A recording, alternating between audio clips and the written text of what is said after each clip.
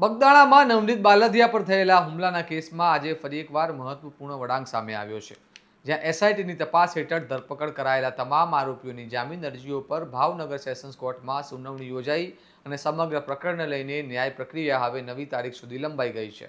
એક તરફ કોળી સમાજ જવાબદાર પોલીસ અધિકારીઓ સામે કડક કાર્યવાહી અને ન્યાયની માંગ સાથે સંમેલન તરફ આગળ વધી રહ્યો છે, ત્યારે બીજી તરફ કોર્ટની કાર્યવાહીથી આ કેસ ફરીથી રાજકીય અને સામાજિક ચર્ચાના કેન્દ્રમાં આવી ગયો છે. કારણ કે આ નિર્ણય માત્ર આરોપીઓના ભવિષ્ય નહીં પરંતુ સમગ્ર પંથકના માહોલને પણ અસર કરી શકે છે. આવો વિગતે વાત કરીએ સમગ્ર મામલા વિશે આ અહેવાલમાં. નમસ્કાર, હું ચિરાગ વર્ષાબેન, આપ જોઈ રહ્યા છો સ્વમાન. આજે ભાવનગર સેશન્સ કોર્ટમાં એસઆઈટી દ્વારા કરવામાં આવેલી દલીલો બાદ કુલ 10 આરોપીઓની નિયમિત જામીન અરજીઓ અને એક આરોપીની આગોતરા જામીન અરજી પર સુનાવણી કરવામાં આવી હતી, જેમાં શરૂઆતમાં પકડાયેલા 8 આરોપીઓ અને એસઆઈટીની તપાસ દરમિયાન સામે આવેલા 2 અન્ય આરોપીઓ અને નથ્થુ ભાદરકાની આગોતરા જામીન અરજીઓ પણ સમાવેશ થયો હતો. કોર્ટમાં એસઆઈટી તરફથી દલીલ કરવામાં આવી કે સમગ્ર કેસમાં હજુ પણ કેટલીક મહત્વપૂર્ણ તપાસ બાકી છે અને પુરાવાની ચકાસણી તેમજ સાક્ષીઓના નિવેદનોને ધ્યાનમાં રાખીને વધુ સમય જરૂરી છે. જેના આધારે કોર્ટે તમામ અરજીઓ પર તાત્કાલિક કોઈ નિર્ણય ન આપતા સુનાવણીને મુલતવી રાખી નવી તારીખ 2 ફેબ્રુઆરી નક્કી કરી છે.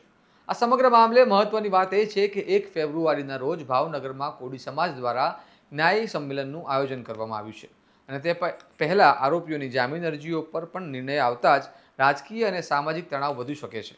કારણ કે જો 2 ફેબ્રુઆરીએ આરોપીઓને જામીન મળે તો સંમેલન બાદ પંથકમાં વિરોધ અને આંદોલન વધુ ઉગ્ર બનવાની શક્યતાઓ વ્યક્ત થઈ રહી છે.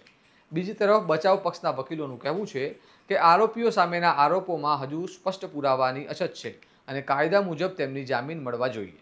જ્યારે એસઆઈટી અને પીડિત પક્ષ કોર્ટને મનાવવાનો પ્રયાસ કરી રહ્યા છે કે તપાસની દિશા અને ગંભીરતા જોતા આરોપીઓને હાલ મુક્ત ન કરવા જોઈએ.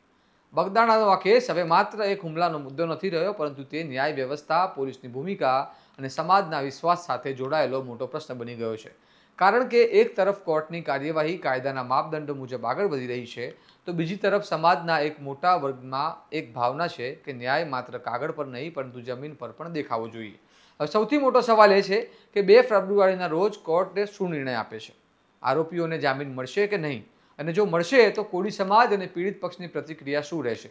કારણ કે આ ચુકાદો આગામી દિવસોમાં સમગ્ર પંથકના રાજકીય અને સામાજિક માહોલને નવી દિશા આપી શકે છે. તમારું આ મામલે શું મંતવ્ય છે તેમને કમેન્ટ બોક્સમાં જરૂર જણાવો. આ વિડીયોને શેર કરો અને સ્વમાનની ચેનલને સબસ્ક્રાઇબ કરવાનું ભૂલતા નહીં. નમસ્કાર.